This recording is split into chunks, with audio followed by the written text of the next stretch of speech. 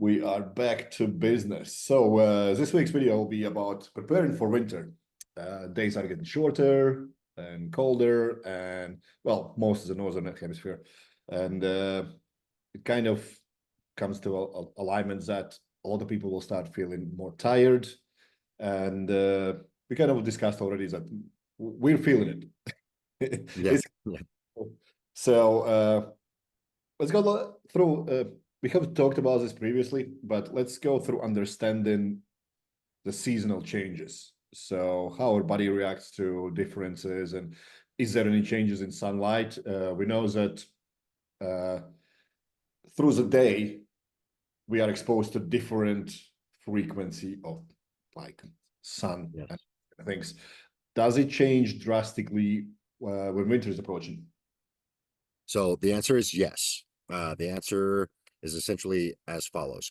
Because the sun changes angle, and that's what makes the day shorter, that angle change of the sun makes it so that you get less UV light going into winter. And then depending on how far north you are, you might get zero UV light in the middle of the day.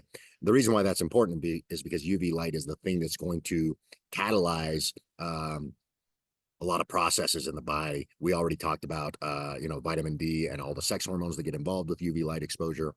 We've also talked about the mental effects of UV light exposure, because that's what interacts with very specific amino acids that create neurotransmitters and things of that nature. So in essence, the summertime or high sunlight time is the time when you're going to create abundance inside your body in terms of biological processes that should be running. As the fall starts to come, your body should recognize that the temperature, that the light is changing. And then those processes start to run slightly differently. There are things in your body that actually act as savings account, which is the best way that I can think of to describe vitamin D for production. For example, you make a lot of vitamin D during the summer, but if you live somewhere where there's winter, there is a place where your body kind of holds vitamin D that is inactive. Same thing for sex hormones. There's something called sex binding globulin or sex hormone binding globulin, which literally is in the name. It binds the sex hormones. It's not, they're there to serve a purpose. The purpose is wintertime purpose, meaning there's a secondary mechanism that governs physiology when the sun goes away. And that mechanism is temperature. So your skin reacts to temperature. Everybody's gotten goosebumps before and things of that nature. Your skin does that to change some surfaces in your skin. Basically, you're going to change your surfaces if you expose yourself to cold. You'll you'll change the ratio of omega-3s to omega-6s in your skin, which makes it so that your physiology acts a little bit differently and starts to release sex hormones and vitamin D. The things that you've created in a high sunlight environment start to now be released through temperature changes at the skin, and that signals at the central climatic nucleus wirelessly, because you have a wireless connection between your skin and your brain, because they're made of the same tissue.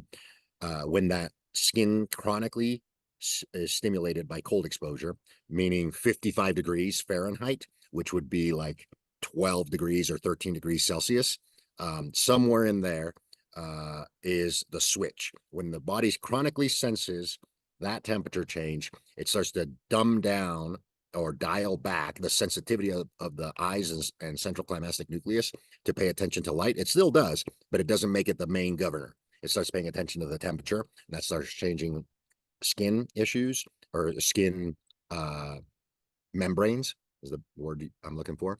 And then that in turn changes how the body processes or releases things that it created in the summer, which in turn, what does this all mean? It means that you're going to be able to make dopamine and noradrenaline independent of light stimulus. When you miss that, in other words, when you do not interact with cold exposure and you don't really have a choice of what the sun is going to do, it's going to go away and your days are going to get shorter. And the light that you normally interact with will be more and more artificial, meaning there won't be any infrared or any UV A or B. Then there's no mechanism to continue to make those products. And there is no switchover mechanism because you're not experiencing cold. So you end up depleting the stores, and none of your hormones and neurotransmitters and all of those associated things that are being stored are being released, right? So it's almost like you saved up a bunch of money, you put it in a savings account, but when you need it, you forgot your password, right? So now you can't get it out of that savings account. The password is the cold exposure. It's what unlocks that mechanism for your body to slowly trickle those in the winter months when sunlight is missing.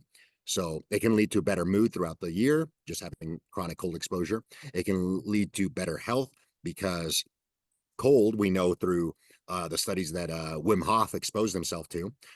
Actually, he actually demonstrated very concisely, not just with him, but with quite a few people that he trained, that cold modulates your immune system just like sunlight does. So it's very, very important to start exposing yourself early in the season to cold. You don't have to do a cold plunge or things of that nature. You can just go outside if you live somewhere where it's already going to be cold. That's literally what I'm doing this morning.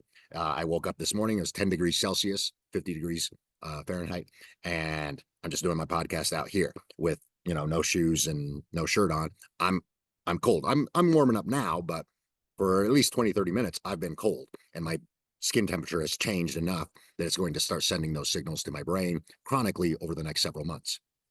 Yeah, I was looking up a study just a couple of days ago how it also affects your thyroid production as well because of the fat being kind of more brown fat in your upper body tissue. And so all this can literally change your metabolism for better.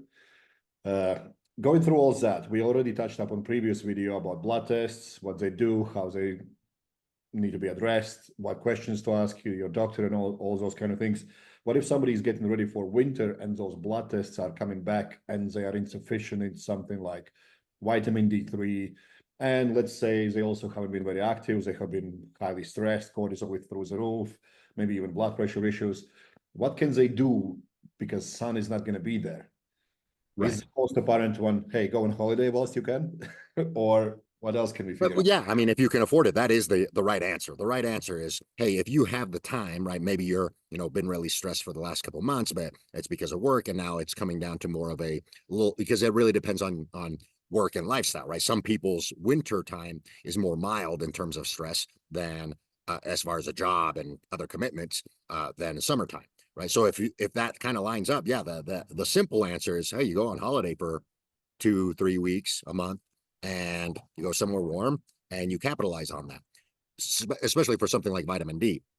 If you go somewhere where it's warm, the Bahamas or somewhere equatorial in nature, you're going to be able to make a lot of vitamin D if you're exposing your skin correctly in 1 month. I've seen vitamin D panels change anywhere from 15 to 25 points, right? So if your vitamin D is barely adequate, like a 30 or 35, which I would call, not good, you could turn that around in 2-3 weeks pretty quickly. But if you don't have that capability or that ability, then you also have to take into account that, okay, I'll probably end up having to take some vitamin D. I would start taking it earlier than later to bring up the vitamin D, but there's going to be consequences to that, right? Anything that you put in your body has a consequence. Consequence meaning it could be good or it could be bad, depending on how you perceive it, right? Vitamin D supplementation and sex hormone supplementation, because if vitamin D is low, I also would suspect that DHEA is also low, right? So sex hormones will be underperforming. So you might need to supplement with a little bit of DHEA and vitamin D. But knowing that, expect your LDL cholesterol to be going up during the winter. And that's okay, because it's also preparing for what comes next, which is springtime, right? You have to understand that your body always does things in preparation for the next phase, not because it's trying to harm you. It's always preparing what should come next, right? After winter is spring. And so if you have a lot of LDL accumulated and you properly expose yourself starting springtime, you're going to convert a lot of that LDL back into the sex hormones and auxiliary hormones like vitamin D that are lacking chronically in your And I think this is quite important to remind everyone. We have discussed it over and over again.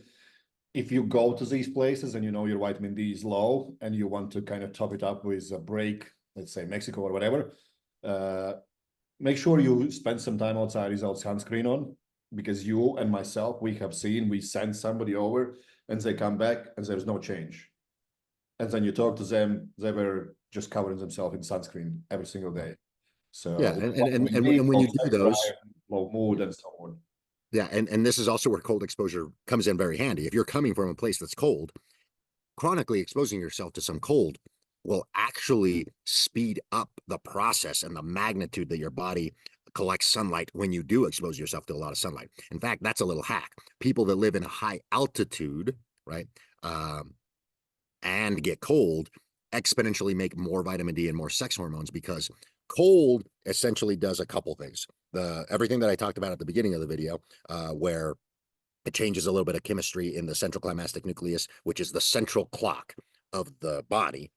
So the timing starts to change. It also does something very special to the mitochondria. It shortens the electron transport chain. The way it does this is through water. Water is it's actually really special, which is why we look for it in other places. It does something unique that other things don't do on this planet. For example, everybody knows that when things get cold, they shrink, except for water. Water expands when it gets cold, right? And it also means that it contracts when it gets warm. Now, right off the bat, you're thinking, well, if I get cold, my mitochondria is going to expand. The difference is you're not cold-blooded, you're warm-blooded. So what you stated about thyroid and BAT being stimulated by cold, what is that doing internally? It's creating more infrared light internally. So when you expose yourself to cold, your body is going to make its own infrared light that it's missing, that it's not getting from the sun. So what does that do? That means that the infrared light locally at the tissues is now contracting the water in your cells and making the mitochondria much more efficient at again. So mitochondria is also the place where melanin is stored and is where you get a tan, and it's also where you get a lot of production of vitamin D receptors and things of that nature. So chronically exposing yourself to cold preps the body to be super efficient to gather sunlight. You can do that by going to high altitude or by actual travel. Hey, cold exposure and stuff wherever I live. And then the moment I land, right, my body doesn't know the difference, a 3-hour flight or a 8-hour flight. It's not going to be able to tell that I changed environment that quickly. And then all of a sudden it gets a lot of sunlight, and it's been prepped to collect a lot of sunlight because of all the cold exposure that you've done. So that's a little tip and trick for people that are traveling is, hey, do some chronic cold exposure 2-3 weeks in a row every day. And when you land to the place that you're going to land with a lot of sunlight, you're not going to burn nearly as much, especially if you're grounded. And you're going to get a lot more out of every minute that you're outside in the sun without sunscreen. So preparing for winter, basically what comes out of all this, we know a lot of people will be affected by seasonal affective disorder. And if they are consciously waiting for it, they can chill out a little bit and take an approach where they start exposing themselves to cold whilst it's still hot. Let's say cold shower in the morning or things like that, right? Yeah, yeah. Then because you can step out. Yeah, go ahead. When they start to get shorter, then they assess their blood test and see where they're at. Yeah, and I would say generally for most of the northern hemisphere, the latest that you're going to want to get some blood work would be middle of October. By that time, the days, because the equinox happens in September, like September 20 something. So sometime right after the equinox is, and you don't want to wait too long, 2-3 weeks at the most, is kind of when you're out of time, essentially. You want to know what you need to do, right? So right around there would be, you could get it a little bit earlier, but I would say that the cutoff would be somewhere around October, middle of October is when you can accurately have enough time to assess the level of risk and the level of supplementation you may or may not need, or any changes that you're going to do for winter time. In the meantime, right, the days are going to get a little bit shorter, and you're going to notice that the mornings are a little bit colder. Start exposing yourself to 1 to 2 minutes of cold exposure, or just, continue to do the habits that we preach, which is, hey, you just go outside every single morning and nature kind of takes care of it for you, right? Which is exactly the way that I approach it, right? I just go outside every single morning. If it's cold outside, I start to get cold exposure. And if it's still warm, I'm not going to get that, but that's appropriate for where I live. And then dietary wise, right? There's some changes that are going to happen there. This is actually something that a lot of people don't think about. They're eating, whatever they're eating during the summertime, and they're having, they're not having any issues with any of it. And then fall starts to come, and they start to get brain fog. They start to get other issues, maybe even some gut issues, and they don't understand what's going on. This often happens, and they're like, well, I'm eating the same as I've always, why am I all of a sudden getting these issues? The reason is because the foods you may be eating are high sunlight foods, and now you have to transition out of those. Maybe not completely. It really depends on other factors like your age and things of that. But you're probably going to have to change your eating to a seasonally, right? And we talked about this previously in our calorie video of like, hey, all calories are not created the same. They elicit different hormonal responses, and this is actually a hidden concept. It's not that hidden that a lot of people don't think about it. Hey, in the winter when I'm experiencing less sunlight, my cytochromes in my mitochondria are less adapted for NADH and more adapted for FADH. And so the foods that I need to start picking need to be more skewed to FADH, which means more fat, more protein, less carbohydrates. You may or may not necessarily need to go all the way to carnivore or keto. That really depends on other factors, but that's the way you want to start to create your meal program, especially if you live somewhere in the north. So with that being said, that is a change that should also start to happen, is a nutritional change. And it doesn't have to happen immediate. It can be slowly over the course of the months. And then by the time November comes in, December, then you're fully more on, most of your carbohydrates are going to be coming from root carbohydrates, carbohydrates that grow in the ground, and that's actually the easiest hack that I describe people of like, okay, well, which carbohydrates do I start to eliminate and change to? And you basically want to think about it like the higher up in the air the carbohydrate grows, the more you want to limit it in the winter, and the lower it grows, especially in the ground like tubers and stuff like that, the more likely that you're going to be able to eat those without any problems going into the winter time, and then eventually just veggies. Especially if you live, in the UK, for example, that's a It's a high. very interesting concept because, like, Tom Platz, one of the best bodybuilders in my opinion, in my humble opinion, out there, he was always talking about like I would change my approach to my nutrition because I felt like my body gets used to it and does not respond to it anymore. Mm-hmm. And he would go from higher carb to higher fat, Mm-hmm. and he would just swap it all the time. And I believe he just figured out I need to do that. Yeah. Or the body Well, doesn't. and again, I'm 100% think that he probably just was in tune with his body enough that it had some feedback mechanisms, and it does, right? Your mitochondria are not like little parasites, right? Like your mitochondria are you, right? They are the thing that make all your cells work, your brain, your heart, everything, right? So when they start being essentially neglected to the point where they start to become faulty, they're going to give you some feedback, right? And if you are somebody that's in tune enough with your body, it wouldn't surprise me that, hey, the season has changes, or, you start to spend more travel time or whatever, and you notice, hey, you know what? When I eat carbs, it just doesn't agree with me quite as much. Swap it over to fats a little bit more. And that's also another thing that we've talked about in terms of electromagnetic fields or just a lifestyle that keeps you inside all the time. You may chronically just have to eat a more carnivore style diet where the carbs are secondary to fats because you're not optimizing cytochrome 1, right? So you're living in a pseudo winter environment. Well, let's be honest, a lot of people will not feel any difference at all because they always feel, they say they feel good, but they don't understand what actually good feels like. So is there anything else that they can pick up to, let's say they have done their blood test, Mm-hmm. and season has changed, and is there anything in their blood test that they can pick up that might signal to need change in their nutritional approach? Yeah, there would be. Insulin itself, fasted insulin, will go up, right? And we actually know this from medical data.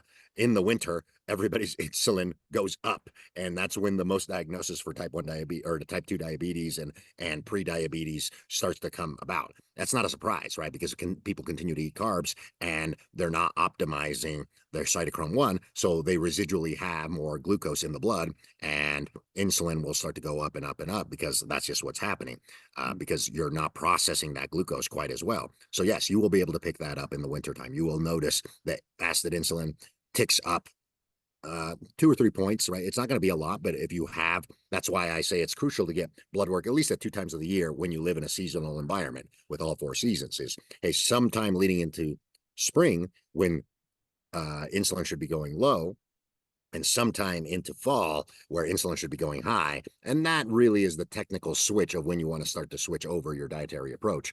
But I just like to note it on the calendar as the equinoxes, right? So spring equinox signals for me, hey, carbohydrates are now things that I can start introducing at a higher amount and vary them, right? The last type of carbohydrate that I introduce going into summer is going to be fruit. On the flip side, going into fall, fruit is the first carbohydrate that I start to eliminate from my diet because it is the highest sunlight demand carbohydrate, right? That's why it has some fructose and does some unique things with insulin. In fact, that is a signal to put on body fat if you eat lots of fruit in the fall. We know this from other mammals like bears and anything that hibernates. The main thing that they're going to eat is ripe fruit. And the reason for that is because of the insulinogenic response that happens that's kind of unique to put on extra body fat when the central climactic nucleus has gotten the temperature change and the light change, right? So that's one of the very first Again, carbohydrates. it's not a bad thing. It's just what we evolved to do. That's correct. Exactly. There's nothing wrong with your body when it does that, right? Like that's what I try to point out to people. I'm like, you're just kind of fighting it. You think you can eat the same Yeah. when the outside environment changes. The only time you can eat the same is if you live in an environment that technically doesn't change, like an equatorial environment. Yeah, and it's only thing I'm pointing out is because a lot of people will be obsessed about I want to be sub 10% body fat all year round or sub 15 or Yeah. whatever.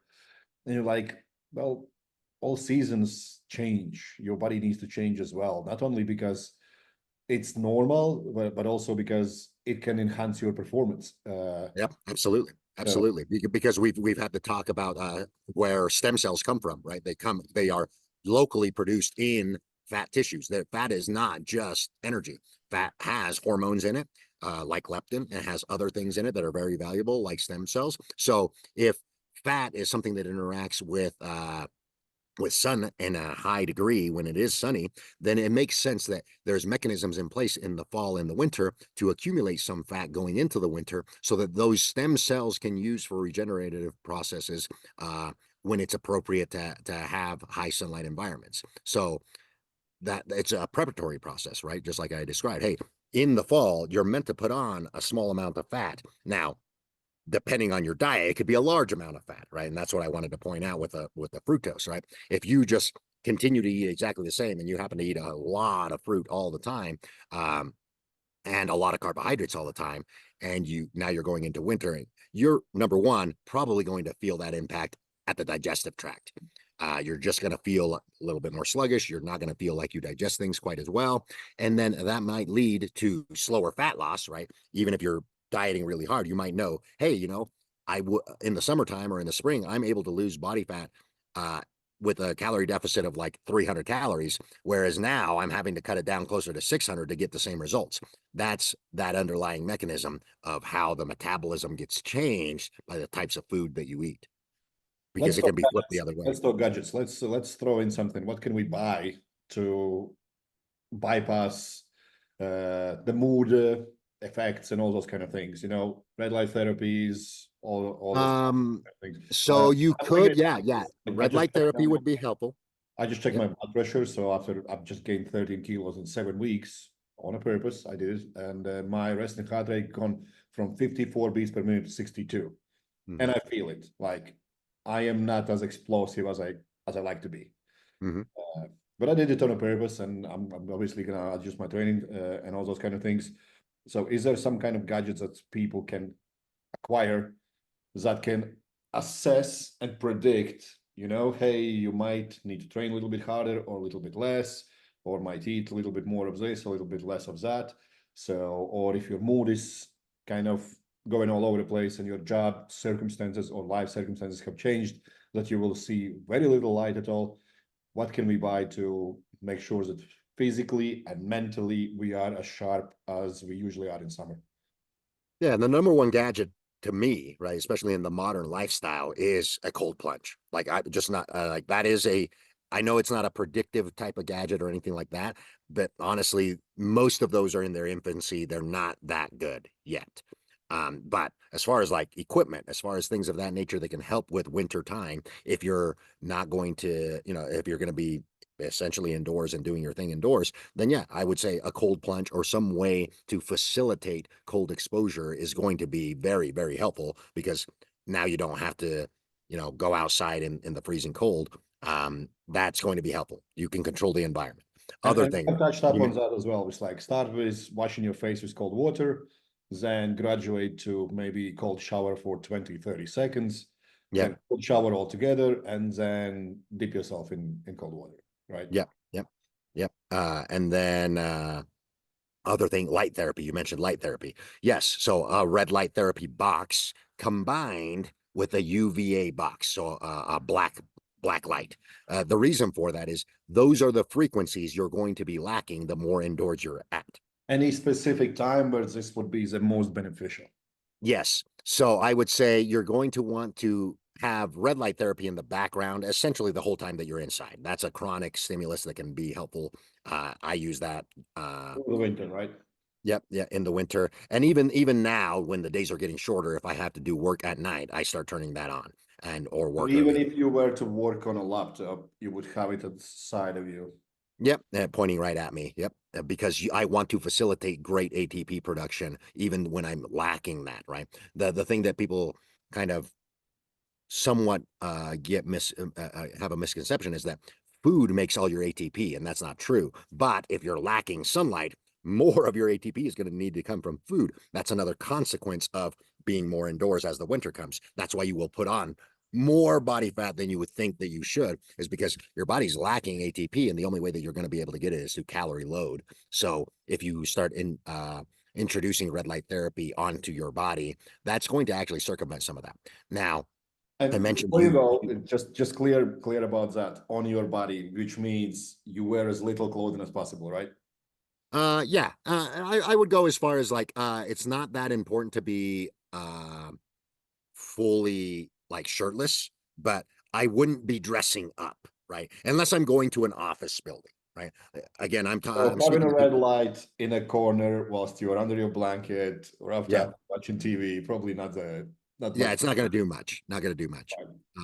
So yeah, I mean, I'm essentially saying, hey, when you're in your work clothes, right, and you're not necessarily going to a high electromagnetic field office, right, with Wi-Fi and all kinds of laptops on and stuff like that. If you are going to a situation like that, then I would actually tell you, bring the red light therapy box, shine it at least at your face, but keep fully clothed, because clothing will circumvent some of the effect from the electromagnetic fields.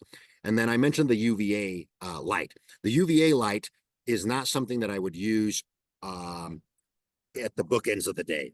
I would use it only in the early morning, sometime between 9 a.m. and up to around noon, because that's the normal circadian time when the body is going to be exposed to UVA light naturally, which is what you're going to be lacking from sunlight when you're indoors and it's wintertime.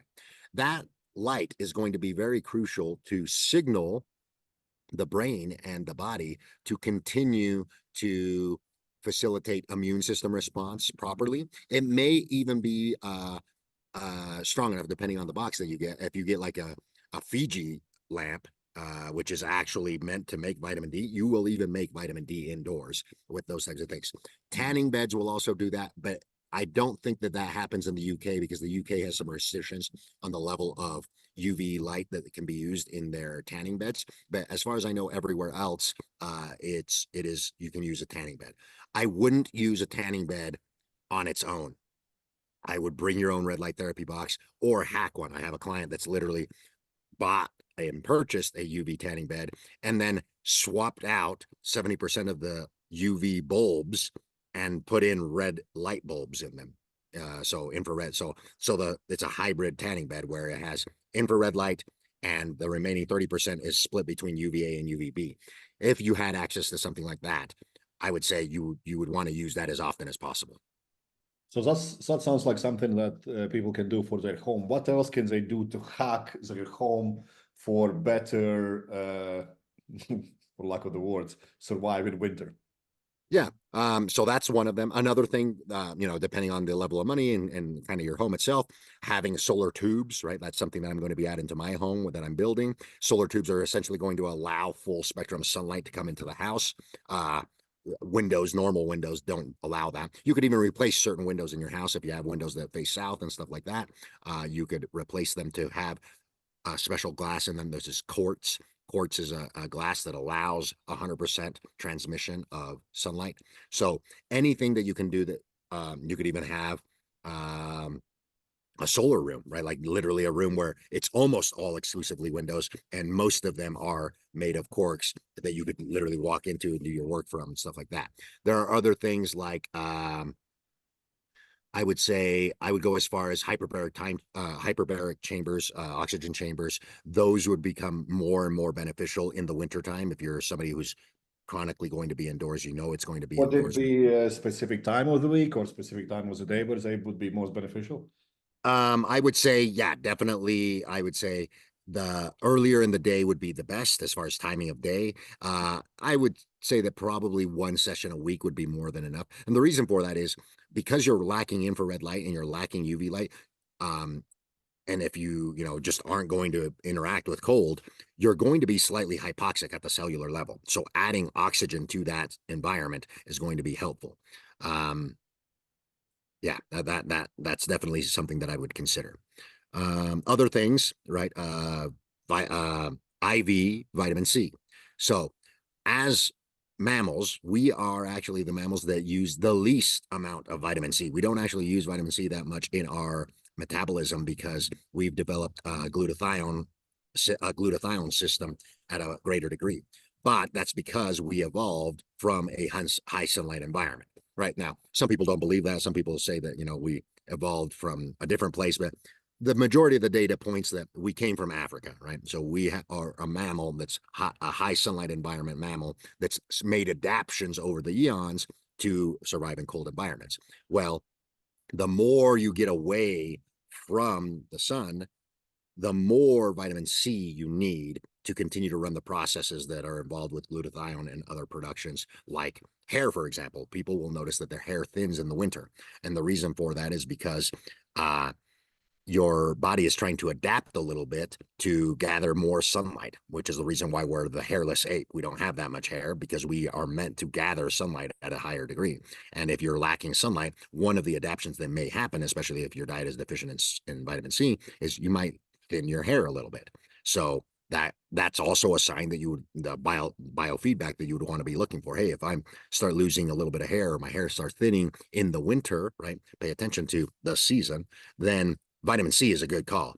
I would say liposomal vitamin C would probably be the only oral version that I would use. And maybe even once or twice a week treatment, or sorry, once or twice a month treatment of IV vitamin C.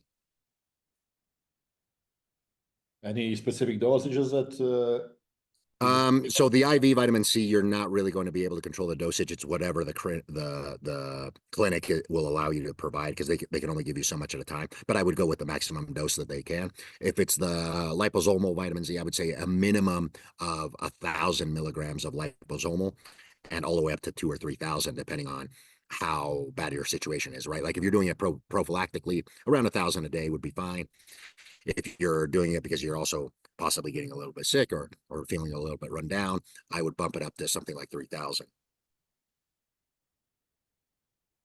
anything that might be like a specific for some kind of individuals that you have picked up working with your clients that they stand out massively, that you would not recommend it to anyone else, but this thing has helped them drastically improve their mood, their physical abilities?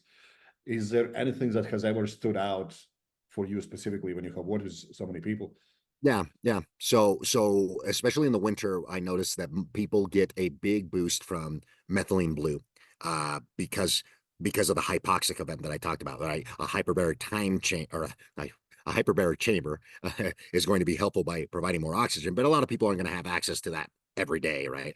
Maybe once a week if they have plenty of money, maybe once a month if they don't. So a low dose of some methylene blue in the background, taken in the morning, does tend to help with electron transport chain by donating electrons freely. And so something along the lines of 20 milligrams a day for somebody that's about 100 kilos would be appropriate.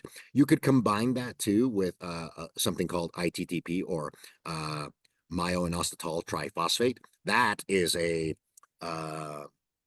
inositol version that interacts with blood cells to allow them to release more oxygen, um, as far as like oxygenating tissues better, right? Because again, we're talking about mitigating hypoxia from lack of sunlight and lack of environmental exposure that naturally raises oxygenation in tissues. So if you combine that with cold, a little bit of methylene blue with ITTP and combined with cold, that is a big, that's kind of a really good cocktail every morning, right? 5 minutes of cold exposure with 20 milligram dose of methylene blue and probably 20 milligrams of ITTP. That has you feeling very, very well in terms of overall well-being, overall mental performance, things of that nature. So from all this, winter is coming, you want it or not, and the best way how to get ready for it is just go with the flow. From what I understand, don't try to wrap yourself up in the morning when you go outside. Maybe go outside, get stuck with your habits of trying to get outside as early as you can. And if you feel like your energy levels are starting to dip, you could look into getting more advanced techniques like methylene blue and stuff like that. But do your blood test, make sure you are ready. If you're not ready, make sure you do adjustments, maybe go on a little holiday trip and things like that. And probably don't overstress that your blood tests might show something slightly off, because more often than not, what we see is that doctors are just prescribing medication after medication after medication and never ask the question, where did this start? Right. And it could be as simple as the season changed. Yep. So, yep. No, this is great. So for people who are trying to kind of make sure that they are not getting stuck with this winter sadness and so forth, you highlight many things that they can do. They can buy red light therapies. They can introduce more religious exposure to cold, and that should combat most of the things. And if Yeah, I would say that most people are, if you normally have a good mood during the summertime and during the other seasons, except for in the winter, that's going to be something that gets 90% of those people through the winter with very little issue, especially if you happen to add in maybe a holiday for a week or two in the middle of December or January, and then that kind of solves that issue. The one thing that I would advise against is the really bright lights in the face, because that'll cause a cortisol spike unnecessarily. Right. And that could be a lot of screen time. Yeah. Damn. Again. Right, David, I'm mindful of your time. I'm going to let you off. Appreciate you jumping on this, and I'll see you next video. Awesome.